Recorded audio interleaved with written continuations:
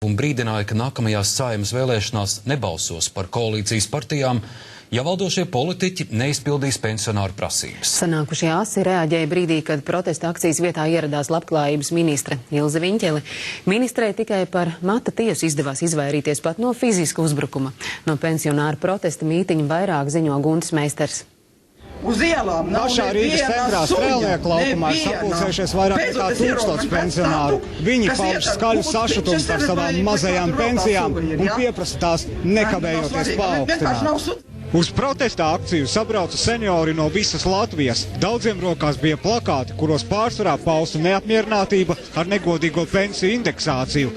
Gaisotne kļuva aizvien nervozāka. Protestētāji asi kritizēja valdību. Viņi saka, krīze, nekāda krīze nav. Viņi izlaupa Latviju, dzīvo kā kungu, un mēs pat nopelnīto pensiju nesaņem, lai varētu cilvēcīgi vecumdienās dzīvot. Kāda krīze? Nevaram tikt uz slimnīcu.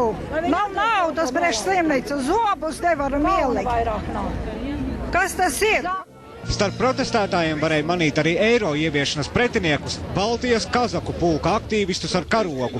Kazakiem gan policisti pieprasīja aizvākt karogu, un viņi aizgāja. Tikmēr seniori kļuva aizvien skaļāki, skanēja emocionālas uzrunas. Kad es uz jums šodien skatos un domāju, jūs taču visi esat gudri, jūs esat faktiski gudrāki, kā katrs atsevišķi, kā tie, kas sēž Saimā. Tad kāpēc katrās vēlēšanās jūs balsojiet par kaut kādiem ākstiem?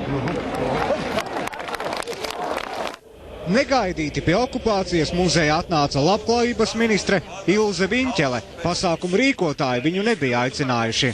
Mans pienākums bija šeit būt klāt, lai dzirdētu arī to, ko seniori runā, un tad, ja kādam būs interesi, tad es varu iet un teikt dažas lietas. Un es gribētu dot vārdu Latvijas Republikas labklājības ministrei. Vēlāk gan Viņķele nolēma kāpt tribīnē un uzrunāt pensionārus. Tas izraisīja daudzu klātesošo sašutumu, skanēja svilpieni un skaļi izsaucieni.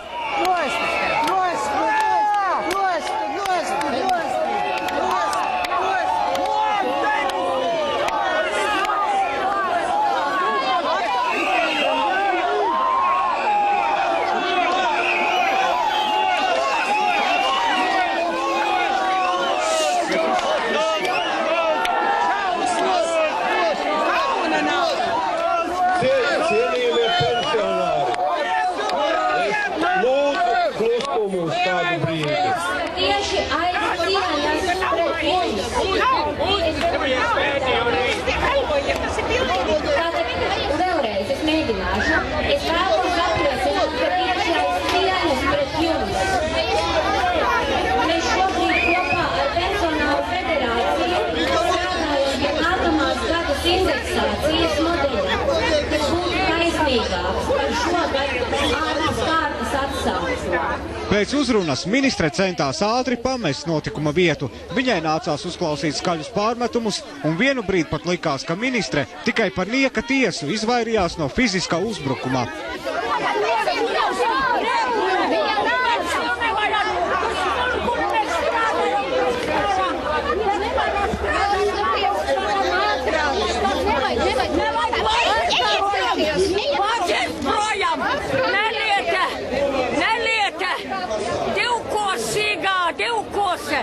Divkose! Ko viņa tautu mūs ir malo? Mēs strādājam pēc kara, un viņa mums ir pasaka, ka mēs no pensiju nopelnījuši. Protestētāji turpināja asi kritizēt valdību. Gaisotne bija tik tālu nokaitēta, ka sanākušie sāka strīdēties savā starpā. Jūs neko nedzirdat? Atvainojiet, tāpēc, ka mikrofons ir atslēgts un jūs nesaprotiet, ko jūs dariet. Jūs mēģiniet izgāzt šo pasākumu.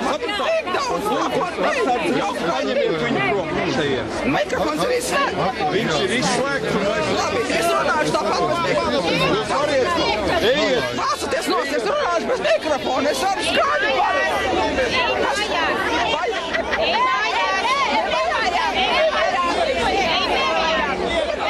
Seniori pieņēma rezolūciju, kurā pieprasīja nodrošināt maksimāli taisnīgu pensiju indeksāciju, mainot indeksācijas aprēķināšanu, pakāpeniski palielināt piemaksas par darba stāžu līdz 1998. gadam, palielināt slieksni, līdz kuram pensijas neapliek ar nodokļiem. un ieviest pensionāru valsts veselības apdrošināšanas sistēmu. Valstī ir vairāk nekā 500 000 pensionāru, un vidējais vecuma pabalsta apmērs ir aptuveni 180 lati.